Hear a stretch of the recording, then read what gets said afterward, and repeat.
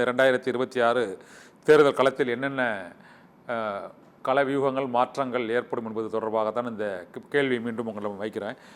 பொதுவாக இந்த இந்துத்துவ அரசியல் மதவாத அரசியலுக்கு எதிராக ஒரு சாஃப்ட் அப்ரோச்சில் தான் திராவிட கட்சிகள் பண்ண வேண்டிய ஒரு நிர்பந்தத்துக்கு ஆளாயிருக்கு. ஒரு அமைச்சரவை மாற்றம் கூட சைவ மைனவம் பற்றி பேசினால் அது ஒரு மூத்த அமைச்சரை கூட கட்சி பொறுப்பிலிருந்து நீக்கக்கூடிய ஒரு சூழ்நிலையில் தான் இப்பொழுதைக்கு ஆளும் திமுகவாக இருக்கட்டும், அதனுடைய கூட்டணி கட்சிகளாக இருக்கட்டும், பாரதிய ஜனதா கட்சியை ஒரு திட்டங்கள் ரீதியாக எதிர்க்கிறார்கள். ஆனால் இந்த இந்துத்துவ தத்துவத்தை சித்தாந்தத்தை மிகவும் நேரடியாக ஒரு எதிர்க்காமல் ஒரு டிஃபென்ஸ் கேம் தான் இப்போ கொஞ்சம் ஆடுறாங்க அப்படிங்கிற மாதிரியான ஒரு தோற்றம் இருக்கு. அது உண்மையா சார்?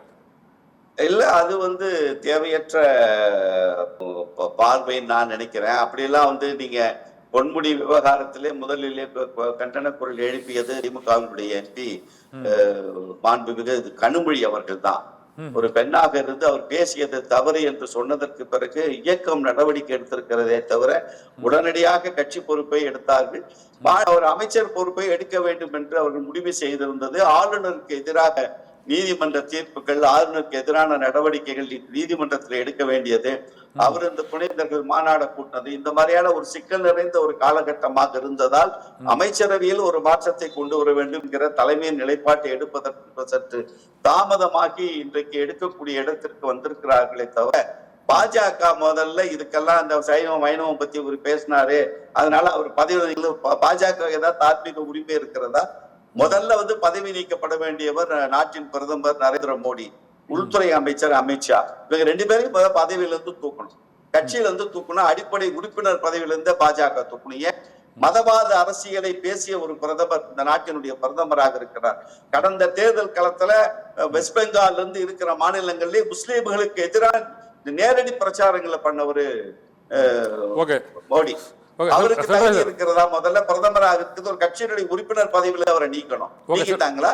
பாஜக சொல்வது இல்லை, அவர் பேசியது தவறு என்று மக்கள் நினைக்கிறதாக உட்கட்சியில இருக்கிற தலைவர்களை நினைக்கிற பொழுது அவரை நீக்கி இருக்காங்க. அதை நீங்க பாராட்டணும். ஓகே, தெளிவாக சார். இப்போது இந்த 2026 தேர்தலில் இந்த நாம் தமிழர் கட்சி தந்தை பெரியார் தொடர்பாக கடுமையான விமர்சனங்களை முன்வைத்த சூழ்நிலையில் அவர்கள் பெறக்கூடிய வாக்கு எவ்வளவாக இருக்கும்? நடிகர் விஜய் எத்தனை சதவீத வாக்குகளை பொதுவாக வாங்குவார் என்று நீங்க கணிக்கிறீங்க சார்?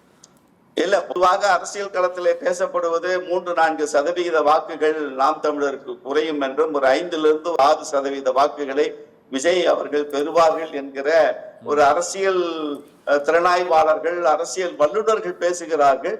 என்னை பொறுத்தவரை விஜய் அவர்கள் ஒரு 4-5% வாக்குகளை வாங்குவதற்கான வாய்ப்புகள் இருக்கிறது.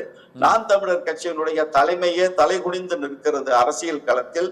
பெண்களுக்கு எதிராக ஒரு நடவடிக்கையில் இறங்குறது, பெண்களை கொச்சைப்படுத்துவது, பெண்களை பேசிட்டு தமிழ் தேசியம் பேசிட்டா இங்க இருக்கிறவங்க ஓட்டு போட மாட்டாங்க.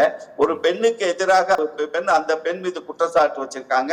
நான் மாசம் 50,000 ரூபாய் கொடுத்தேன், அவங்களுக்கு நான் வாடகைக்கு கொடுத்தேன்ட்டு ஒரு 10 பெண்களை நிக்க வச்சுட்டு பேசி கொண்டிருக்கிற ஒரு தலைவனை நேசிப்பதற்கு என்பது தமிழக அரசியல் களத்தில் நடவாத ஒன்று. தகுதியை இழந்து நிற்கிற சீமான் தன்னுடைய வாக்கு சதவீதத்தையும் இழந்து நிற்பார். விஜயனுடைய அந்த நட்சத்திர பங்களிப்பு என்பது நிச்சயமாக அவருடைய பங்களிப்பு தேர்தல் களத்திலே இருக்கும். 5-6% வாக்குகள் வாங்குவார்கள் என்ற அரசியல் வல்லுநர் சொல்லுகிற செய்திகளைத்தான் நாம் ஏற்றுக்கொள்ள முடியுமே தவிர அவரை குறைத்து மதிப்பிட வேண்டாம் என்பதுதான் என்னுடைய பார்வை.